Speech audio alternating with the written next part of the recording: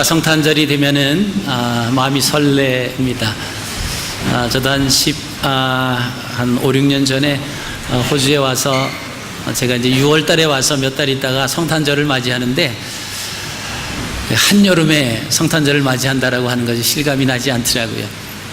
근데 시간이 지나다 보니까 오히려 또 성탄이 또 추우면 또 이상할 것 같은 그런 생각이 듭니다. 우리가 성탄이 되면은 여러 가지 궁금한 것이 많죠. 꼭 성탄 그 시즌이 되면은 등장하는 산타크로스, 예수님이 주인공인지 산타크로스가 주인공인지 분간이 갈 수 없는 그런 세상에 삽니다. 그리고 우리가 성탄절이 되면은 이 성탄절이 무엇인가요? 라고 하는 질문을 하는 사람도 있어요. 조금 수준이 높으면 누가 탄생하셨습니까? 라고 하는 거고요. 또 어떤 사람은 정말 예수님이 12월 25일 날 탄생하셨나요? 라고 하는 그런 질문도 합니다. 우리가 어떤 일이 있으면 그 일에 대해서 질문을 하죠. 그리고 궁금증을 풀려고 합니다. 이 땅에 살다 보면은 때로는 우리가 상식에서 벗어나는 그런 일들이 우리 가운데 일어날 수가 있습니다. 오늘 성경의 말씀을 보시면 성탄이 되기 전까지 많은 사람들이 질문을 한 것을 우리가 보시게 됩니다. 가장 먼저 누가 성탄에 대해서 질문을 했을까? 누가 그분이 이 세상에 태어나는 것에 대해서 누구와 가장 먼저 질문을 했을까라고 하는 것입니다. 아마 우리가 아시는 것처럼 그 예수님의 탄생하시는 것에 대해서 가장 먼저 질문을 던졌던 사람은 아마 마리아였습니다. 가브리엘 천사가 나타나서 마리아에게 인류를 구원할 구주가 네 몸에서 태어날 것이라고 했을 때 이 마리아는 깜짝 놀랐습니다. 요셉과 정혼은 했지만 아직 결혼하지 않은 그런 관계에 있는데 자기가 아들을 낳는다라고 하니까 이것은 그때 시대적 풍습과 상황에서 정말로 생각도 하기 싫은 끔찍한 사건입니다. 내가 남자를 알지 못하는데 어떻게 내게 그런 일이 일어날 수 있습니까? 내 몸을 통해서 그 예수 그리스도가 탄생한다라고 하는 그 가브리엘 천사의 말에 의해서 이 마리아가 처음 질문을 하죠.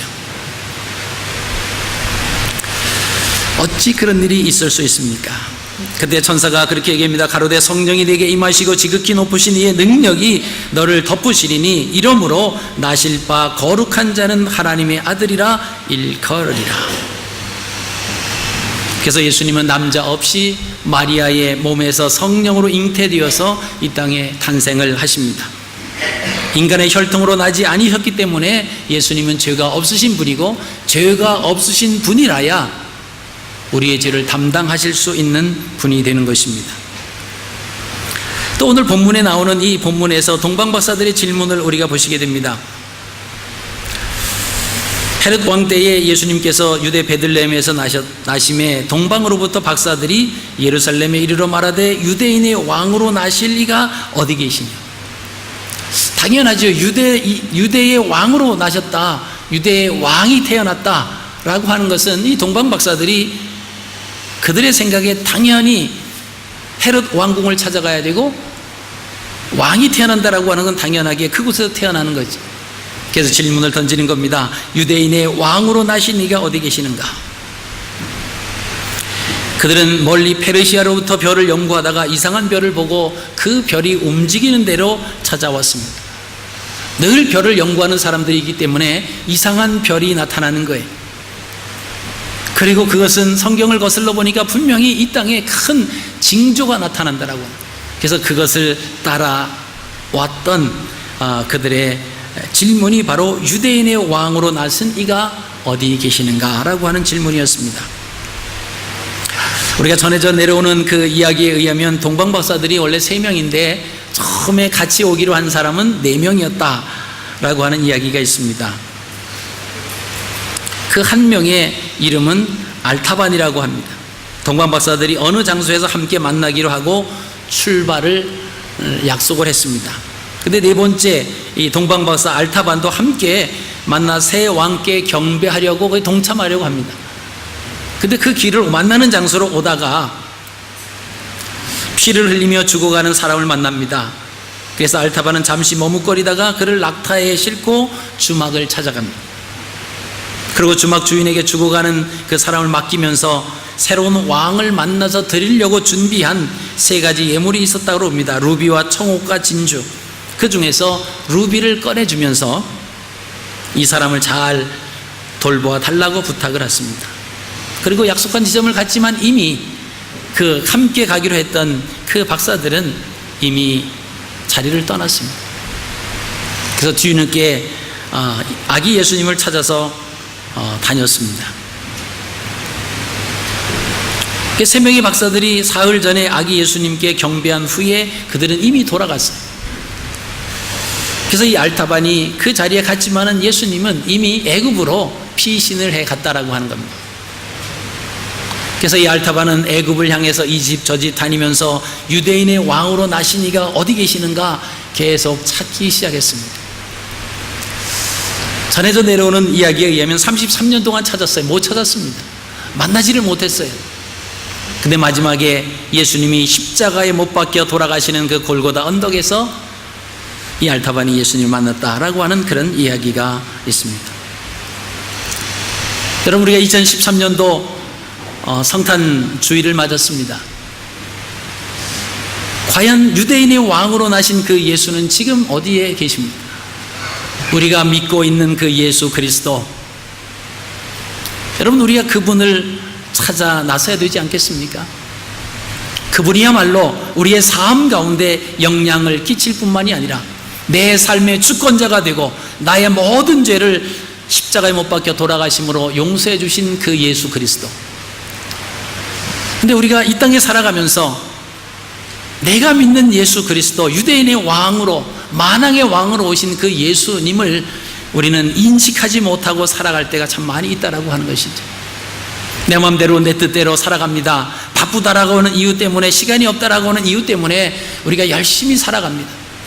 그의 삶 속에는 예수님이 전혀 필요치도 않은 것처럼 보이고, 주일날 어쩌다 교회에 오면은 그곳에서 예수님이 있는 사람처럼 생활한다라고 하면, 하나님께서 우리를 구원해 주시기 위해서 예수 그리스도를 이 땅에 보내주셨는데 삶 속에서는 전혀 예수 그리스도가 필요치 않은 사람처럼 살다가 교회에 와서는 조금 예수님을 믿는 사람, 예수님이 필요한 사람처럼 살아간다라고 하면, 하나님께서 예수님을 이 땅에 보내주셔서 인류를 구원해 주신 그 계획에 얼마나 가슴 아파하시겠는가라고 하는 사실입니다. 여러분, 그뿐만이 아닙니다. 오늘 본문에 나오는 또 말씀을 보시면 헤롯 왕이 또 질문을 했습니다. 헤롯이 7절 8절에 그렇게 얘기합니다. 헤롯이 가만히 박사들을 불러 별이 나타난 때를 자세히 묻고 베들레헴으로 보내며 이르되 가서 아기에 대하여 자세히 알아보고 찾거든 내게 고하여 나도 가서 그에게 경배하게 하라. 여러분, 헤롯이 얼마나 착한 사람입니까? 그의 고백을 보면 참 착한 사람이에요. 가서 아기에 대하여 자세히 알아보고 찾거든 내게 고하여 나도 가서 그에게 경배하도록 하여라. 그러나 이 헤롯의 말은 그런 말이었지만 속에서는 상당한 긴장감을 가지고 있었습니다. 유대인의 왕이라고 하면 나 말고 또 다른 왕이 낫다라고 하는 그 사실에 첫째는 놀랬고, 그리고 그 유대인의 왕으로 될 사람이 자기의 자손 중에서, 아들 중에서 태어나야 되는데 지금 태어나지 않은 상황에서 동방에서 별을 연구하는 이 박사들이 와서 유대인의 왕으로 나신 이가 어디 있느냐고 물으니까 사람들을 불러서 성경 말씀을 듣게 합니다. 그랬더니 그 유대인의 왕으로 오실 이는 베들레헴에서 나실 거라고 하는 이사야의 글을 보고 이 박사들에게 가서 베들레헴에 가서 아기를 찾아서 경배하고는 그리고 와서 내게 알려줘라. 나도 가서 아기에게 경배하겠다. 사실은 예수님에게 경배하려고 한 것이 아니라 예수님을 죽이려고 했던 것을 우리가 알고 있습니다. 헤롯은 음모였습니다. 헤롯이라고 하는 사람은 유대인에 대해서 무서운 증오심을 갖고 있는 에서의 후손인 에돔 사람입니다. 로마 황제 안토니오 시저는 유대 땅 전쟁에서 큰 공을 세운 이 헤롯을 유대의 왕으로 임명을 했던 것입니다. 예수님이 탄생하실 무렵에 그 헤롯의 나이는 한 70세 정도 됐습니다. 그는 자기가 헤롯 왕이라고 불러지는 것보다 헤롯 대왕이라고 불러라, 그 칭호를 상당히 좋아했습니다. 누구든지 조금이라도 의심이 되면 그를 죽이고, 의심스럽다 싶으면 가족이든 누구든 다 죽여버리는 그런 악한 사람이었습니다. 얼마나 많은 사람들을 죽였으면 로마 황제 아우구스투스는 이렇게 말했습니다. 헤롯의 아들이 되기보다는 헤롯의 돼지가 되는 것이 더 안전하다. 그 헤롯은 자기에게 충성을 다하는 그 신하를 5,000명씩이나 죽였다고 합니다. 여러분, 우리가 이 땅에서 예수 그리스도를 믿고 살아가는 하나님의 자녀라고 하면서 헤롯처럼 말은 그럴듯하게 할 수 있습니다. 가서 유대인으로 탄생하신 그 아기 예수님을 찾거든 너희가 경배하고 내게로 와서 내게 알게 하라.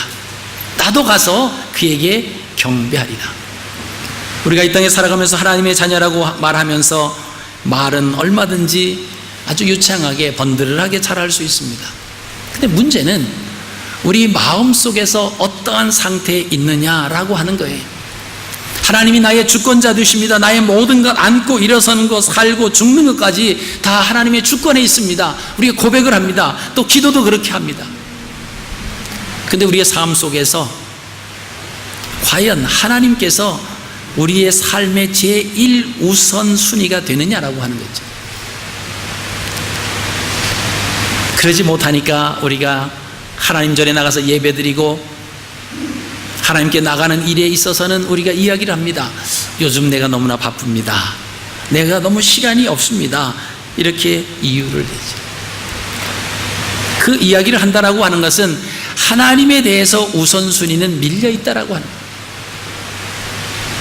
우리가 하루 24시간 우리에게 주어집니다. 이 24시간으로 하는 시간은 공평합니다. 잘 사는 사람이나 못 사는 사람이나 연소한 사람이나 또 연로한 사람이나 어떤 능력을 가지고 있는 사람이나 그렇지 못한 사람이나 똑같이 24시간이 주어집니다. 근데 그 24시간 안에 모든 일을 다 할 수 없다는 겁니다. 그것도 다 똑같아요.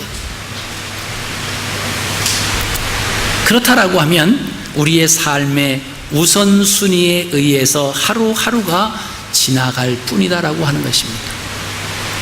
그럼 내가 하나님 앞에 기도하고 하나님의 말씀을 읽고 그 말씀을 공부하고 그 말씀을 외우고 하는 그 순위가, 그 우선순위가 자꾸 뒤로 밀려서 하루에 23시간 58분 2분 남았잖아요.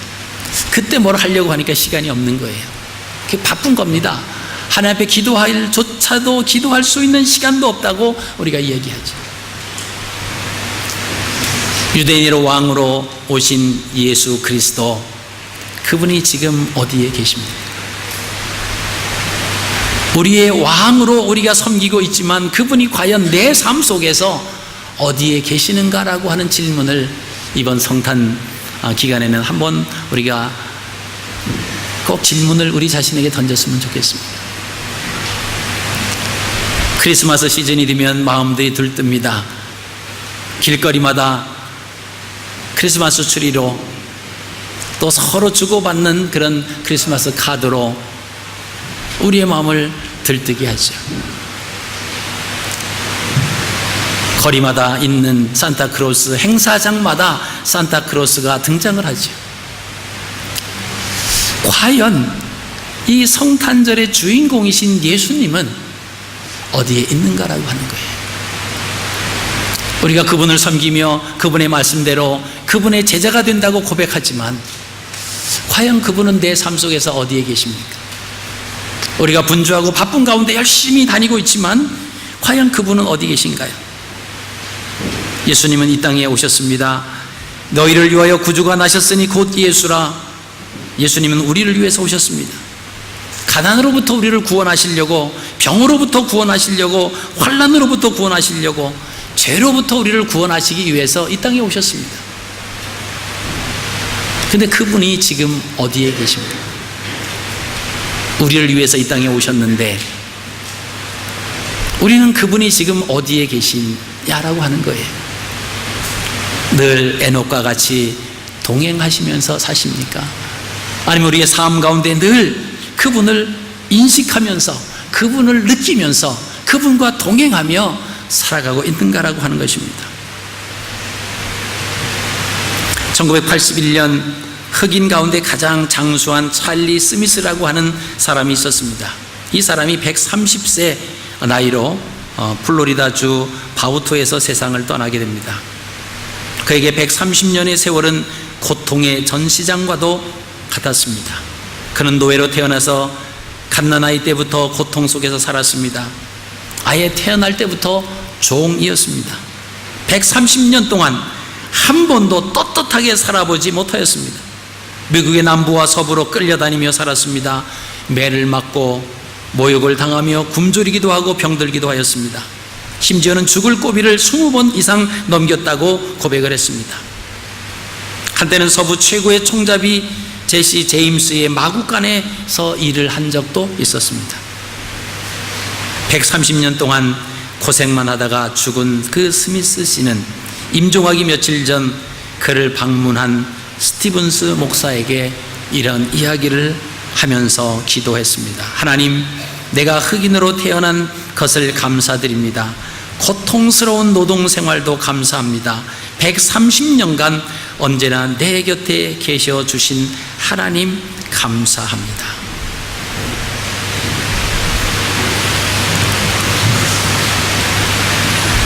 이 찰스 스미스는 130년 동안 노예로, 종으로 살면서 고통스러운 삶 가운데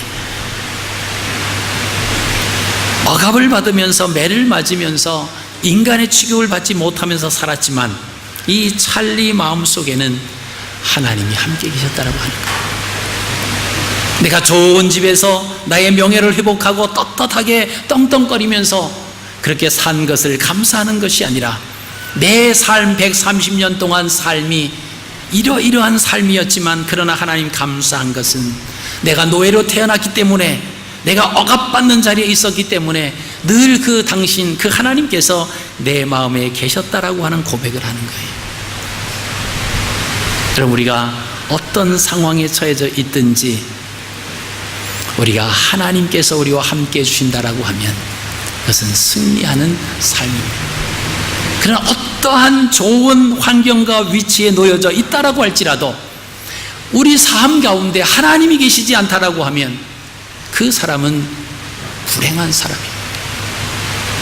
2013년도 성탄 시즌을 맞았습니다.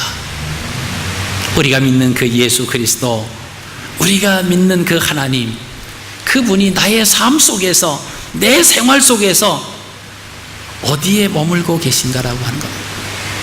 아니, 어떤 분은 어디에 계신 것조차도 알지 못하고 막연하게 그래서 때가 되면 교회에 왔다 갔다 하는 그런 성전 마당만 밟는 사람이 될 수도 있다라고 하는 것입니다. 여러분, 2013년도 우리를 구원해 주시기 위해서 그 아들 예수 그리스도를 이 땅에 보내주시고 우리의 죄를 담당하시기 위해서 십자가에 못 박혀 돌아가신 그 하나님의 사랑, 십자가에서 확증하신 그 하나님, 우리를 위해서 물과 피를 다 쏟으시면서 우리를 구원해 주신 그 예수 그리스도, 그분이 과연 우리 삶 속에 어디 계시는가? 만왕의 왕으로 오신 그 예수님이 과연 내 삶 속에서 어디에 머물고 계시는가라고 하는, 여러분, 이 질문을 우리가 2013년도 얼마 남지 않은 이 기간에 꼭 던져보시기 바랍니다. 그리고 어디 계신지 모르면 그분을 찾으십시오. 그리고 그분과 동행하시기 바랍니다. 그분과 동행할 때 어떠한 역경과 환난과 핍박과 곤란한 가운데 있을지라도 우리의 마음은 천국입니다. 내 삶의 주관자, 나의 모든 것을 아시는 그분, 내 생각을 아시고 내 모든 행동하는 것을 보고 계신 그 하나님, 그분이 나와 동행하신다라고 하면 이 세상의 천군 천마를 얻는 것보다 훨씬 더 낫다라고 하는 것이죠. 여러분, 저와 여러분들의 인생이 늘 하나님과 동행하고 주님과 동행하시는 그러한 거룩한 삶이 되시기를 주님의 이름으로 축복합니다.